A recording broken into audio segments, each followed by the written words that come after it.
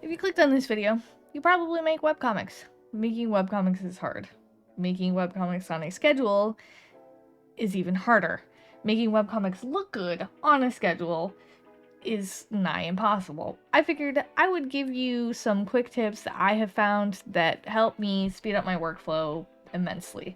And spoiler, all of them have to do with Clip Studio Paint, which is a fraction of the cost of other software. Without any further ado, let's make your webcomic faster.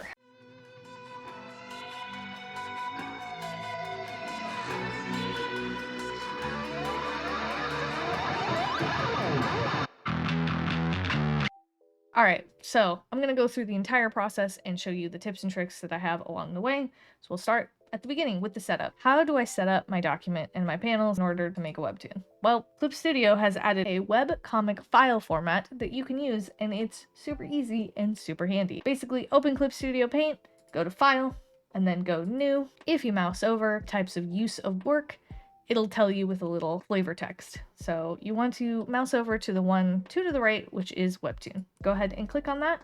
And this is a glorious file type that works amazing for scrolling webcomics, not print comics, webcomics.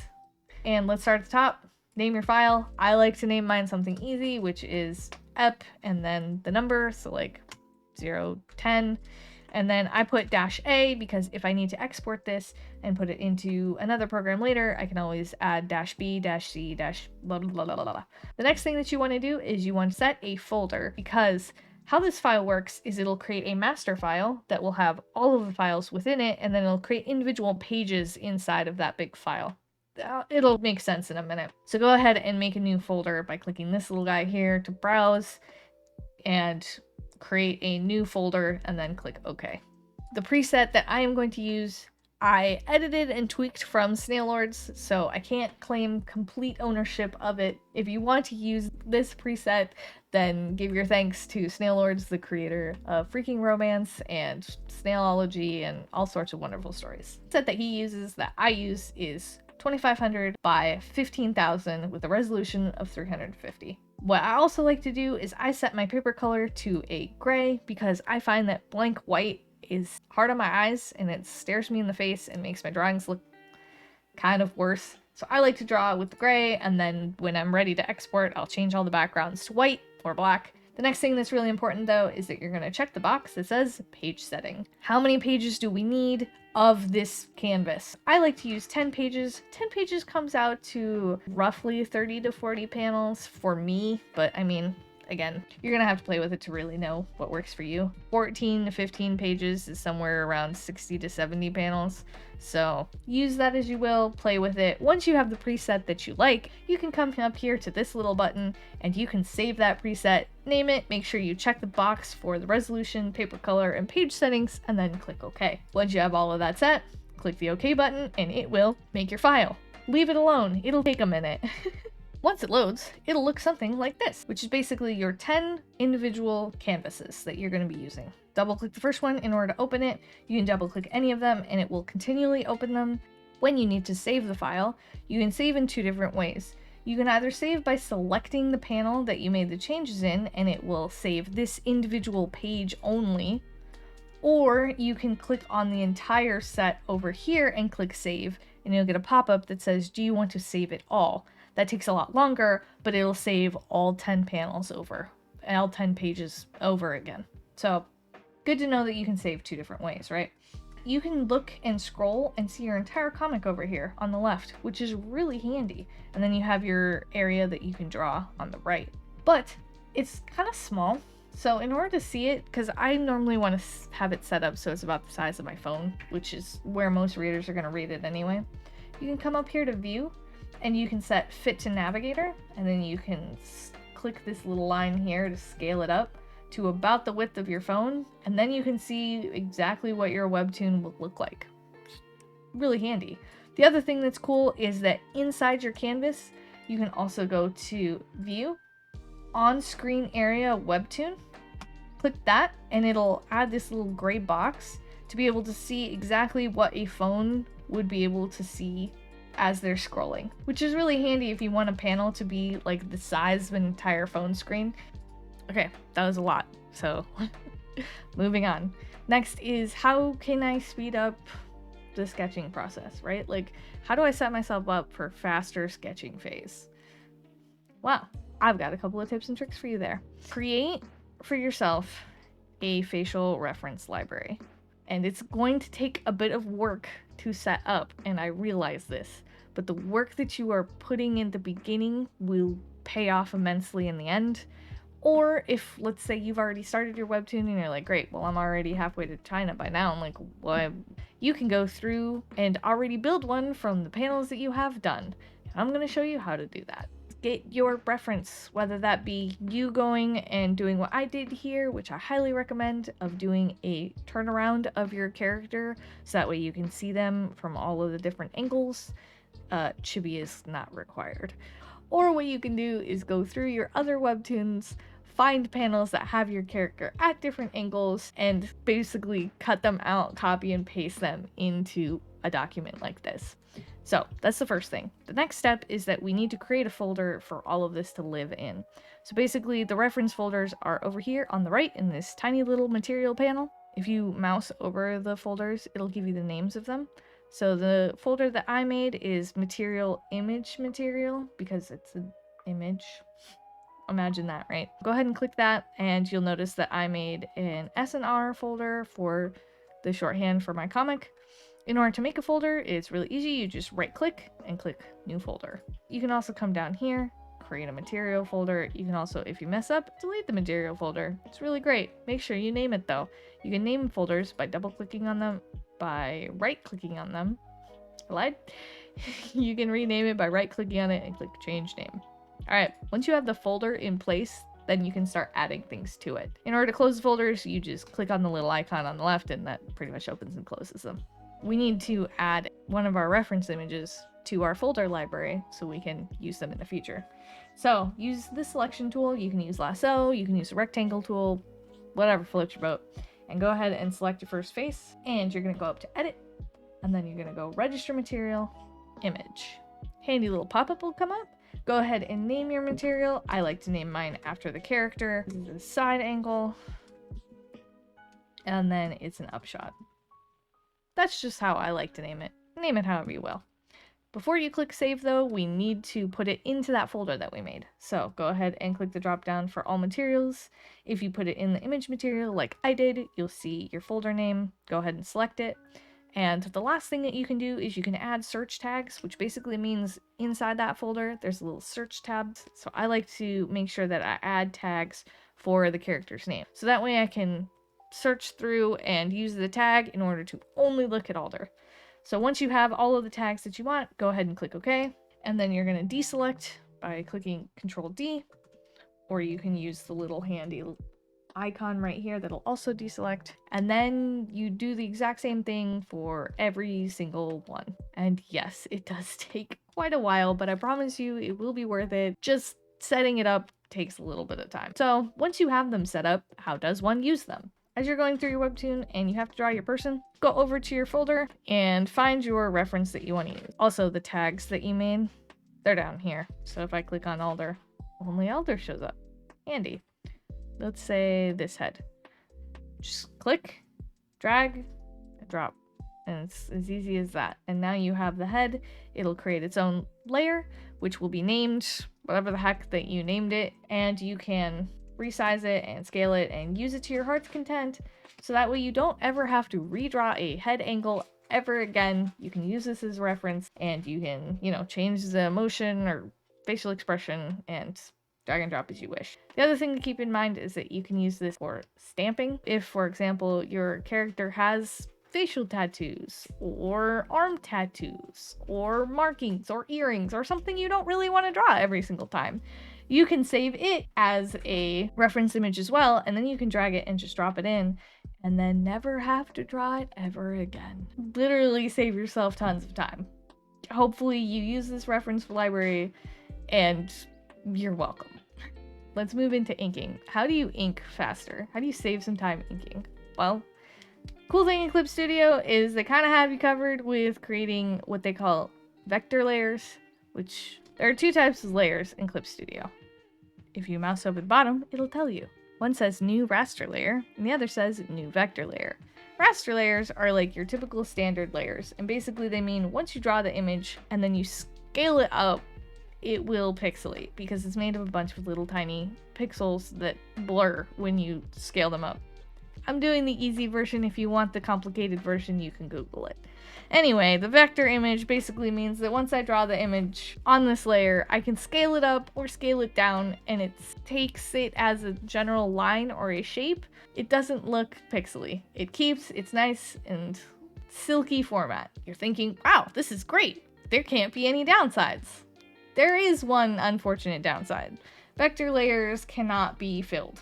You'll notice if you go to the fill tool and try and paint bucket, it doesn't work. But that's okay. Show you the vector layers are actually really handy, even with this seemingly glaring downside. When you go to ink your image, don't click raster layer. Instead, go to the right and click new vector layer. How do you know it's a vector layer? If you look in your layers panel, you'll notice that there is a little tiny cube. The cool thing about vector layers, besides the fact that you can scale them and they don't look like garbage, let's say I'm painting hair, for example, and I have my hair strands like this, and I want to get rid of those so that way it looks more like this one. I can go into my eraser tool, choose vector, and I just swipe over the edges and it cuts them to make them nice and sharp and beautiful, and I didn't have to try to erase them at all. It's honestly stupid easy. The other cool thing about it is that you're like, oh wow, I can only use a vector eraser.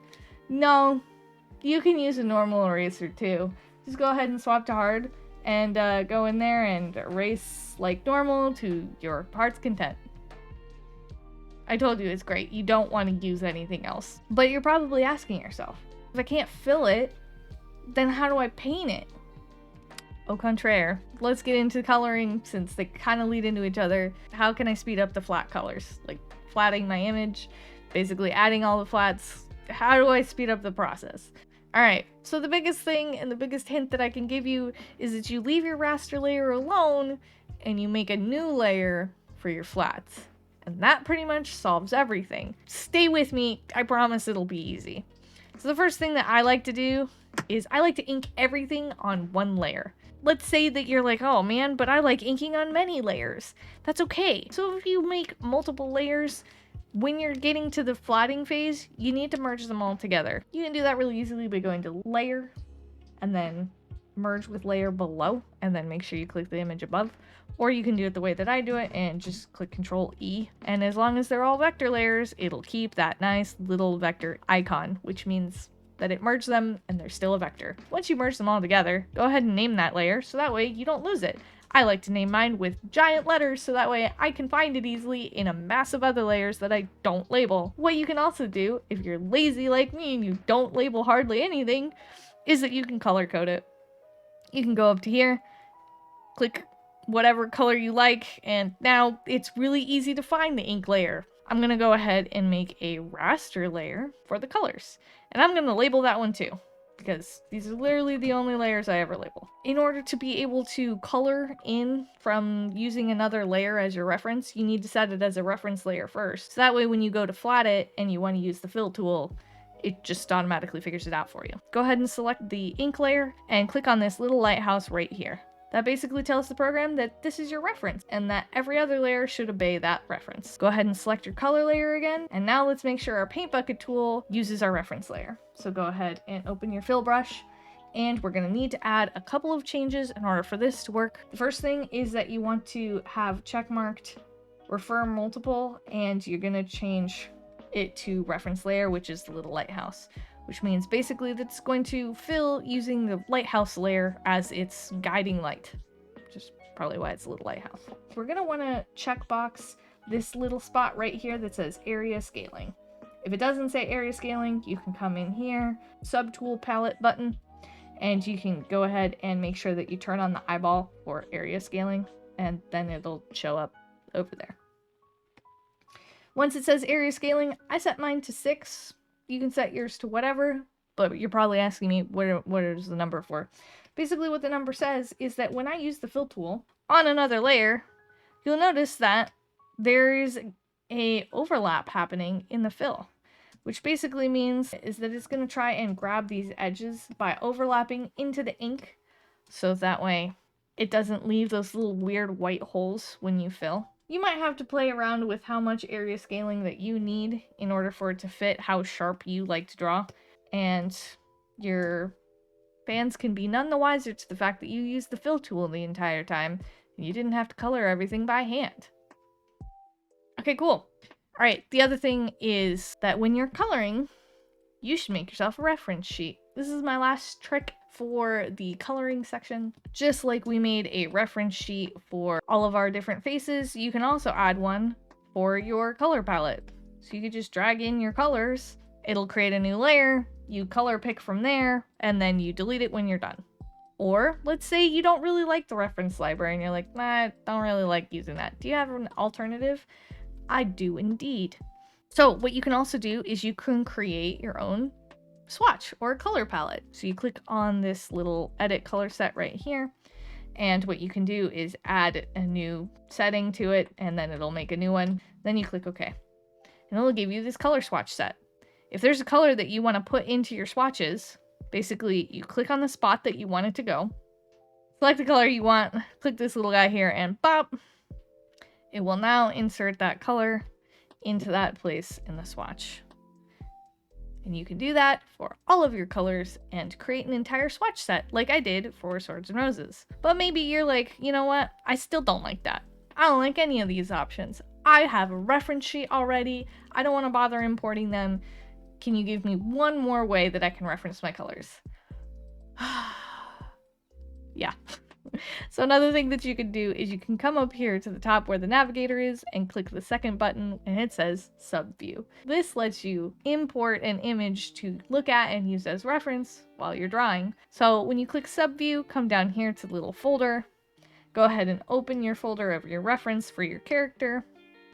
And now you can use the pan and the zoom to zoom around your image, color select the parts that you want, and then paste them in accordingly. So there you go. 3 different ways that you can import your colors, whatever works best for you. Notice that I've done all of them and decide which one works best for your workflow.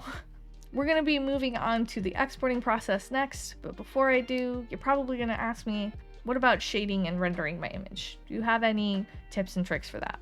And for that, I say that's mostly up to style preference. More than anything, paint it the way that works best for your comic, whether that just be flats or 3 tones, full shaded. But if you do have any specific questions for me and you want me to cover it, go ahead and leave a comment down below and I'll add it to my list of the videos that I want to make in the future about making comics and stories. Also a quick tip, if you're looking for ways to paint and decide on a color style that you want for your comic, you can always go to Clip Studio's asset library that you can go through, and most of these are free, if not super cheap. There's a lot of them that'll say free. If it says 50 CPs, then it costs points that you can put in there, which are, you can get a lot off of just 10 bucks, honestly. And it's a great way that you can add different types of paintbrushes to your library if you're looking for a specific type of look, like watercolor. You'll see a bunch of brushes come up. Pick the one that looks interesting to you. Just click download once you make an account and it'll add it into your downloads for your program. If you're looking for ways to spice up your style for free or literally barely any money at all, that's another way to do it. Okay, let's get to the final part that I want to give you tips on, which is the exporting process. How do I export files with this new file type? How does this work? So there's 2 reasons that you would want to export. One of them might be that you want to take your inks and your flats into another program and paint them there. I know some people like to swap different programs as they're working, which is perfectly fine. So I'll show you how to do that. The other reason that you would want to export is that you're done and you're ready to upload it. So then I'll show you how to do that process as well. So first we'll start with the batching process in order to export it to go into another program. So we're going to go up to File and we're going to go to Export Multiple Pages, Batch Export. You'll get this handy little pop-up window, and you're going to want to save it as a .psd file because most everything uses that. It's a pretty universal save for Photoshop, Sketchbook Pro. They can all open that, which is really nice. The only thing To note, your vector files will no longer be vector in the PSD version because there is no vector equivalent in PSD. So just a little reminder. Anyway, make sure that you make a new folder for the exports because it's going to export all 10 pages as individual Photoshop files. You can set your page range. I like to just do all because I'm probably taking them all somewhere. And then when you're done, you click OK. And as soon as you click OK, you need to leave your computer alone. Make sure also you save before you run this process, because it could crash. That's a lot that it's doing. Your computer's doing some pretty heavy lifting at this point. And you open that folder that you made, you'll see a whole bunch of individual Photoshop files that you can now use in any other program that you need. Let's go on to the reason number 2. You're done and you're ready to export and upload it to Webtoons, Tapas, wherever your heart content. First things first, check your website, see what the details are as far as the upload size, because a lot of them have sizing requirements. For example, Webtoons and Tapas, you can use 800 by 1200 or 800 by 1000. If you're using something else, make sure that you check. And you're gonna go File, Export Webtoon. So then you're gonna get this handy little pop-up dialog box. Set a new folder for this to export to so you can keep everything organized and you know all your exports are in their own folder. You're gonna choose your file format. It depends on how many files you have and how big you can save them. That's a little bit of a trick. What I found out worked, I have to use JPEG files because I upload so many of them. If you have less panels than I did, let's say that you only use 5 or 6 pages, or maybe only 1 or 2, then you can use PNGs, but I have to use JPEG, which are a lower quality. PNGs are a better, higher quality, so if you can get away with it, go for it, but if you're like me and you're stuck in my boat, you're probably doing some JPEGs. I had to set the quality to 97% because 100% was, again, too big of file sizes.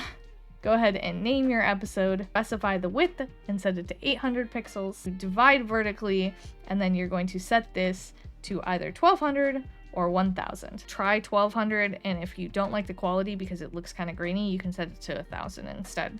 And then, once again, when you click batch, leave your computer alone for a while. The nice thing about this export process is you might be wondering, if there's not enough page on one page, it will automatically grab the second page and put them together.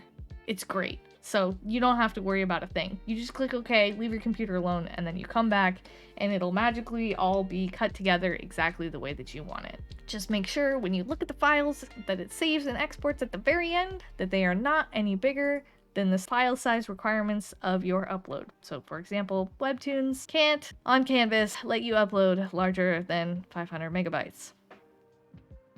Anyway, so if your file sizes are higher, you're gonna have to go in like I did in the JPEG where it says 97% instead of 100, and you're gonna have to dial the quality down a little bit, which is kind of a bummer, but it is what it is. Those are the tips and tricks that I have found when creating my webcomic that make the creation process a little bit easier and go faster. Webcomics are hard work. Cut corners when you can. If you don't like some of the tips that I gave you, don't make it like mine. Make it like yours. Use the tips that work for you. Don't feel like you have to use them all. And my biggest advice that I can give you is don't give up, post on a schedule, and be your own biggest fan. Subscribe, ring the bell, I'm gonna make more videos, all of that stuff. See you next time.